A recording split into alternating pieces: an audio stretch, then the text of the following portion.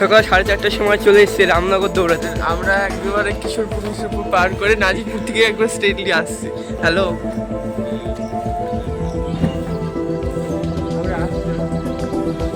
আমরা এখন যাচ্ছি হাগনাগাড়ির দিকে।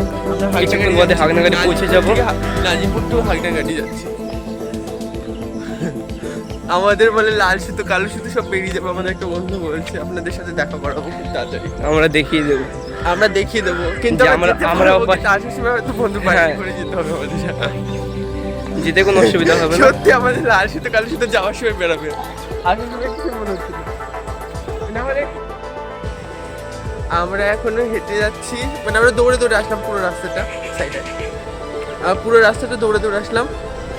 আর এনার্জির একটু লো আছে। এখন আমরা বাড়ির উদ্দেশ্যে যাইনি, রিটার্ন নিইনি। এখন আমরা হেঁটে যাচ্ছি যে কতটা যেতে পারি। করিমপুর যাবো আছে। আমরা রামনগর সারিয়ে এসেছি, হাগনাগাড়ি ঢুকবো, দেখি কত দূর যেতে পারি। আমার কথা হচ্ছে আমরা হাগনাগাড়ি পৌঁছাতে পারবো, কিন্তু বাড়িতে যেতে পারবো না হয়তো। এরকম অটো লচি মোটর জন্য ভাড়া করে ধরে দেখো। আমরা চলে এসেছি এখন তেল পাম্প। এই দেখো আমরা এখন চলে এসেছি তেল পাম্প।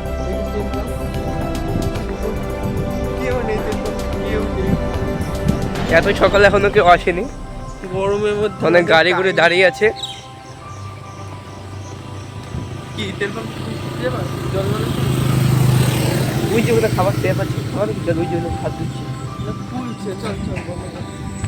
এই দেখো তেল পাম্প পৌঁছে গেছি।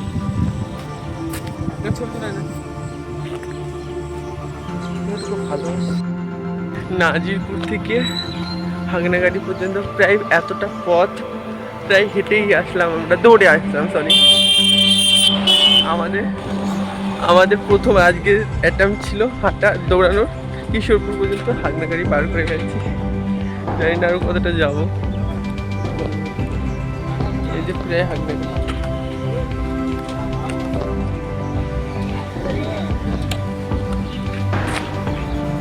চলে এসেছি হাগনাগাড়ি।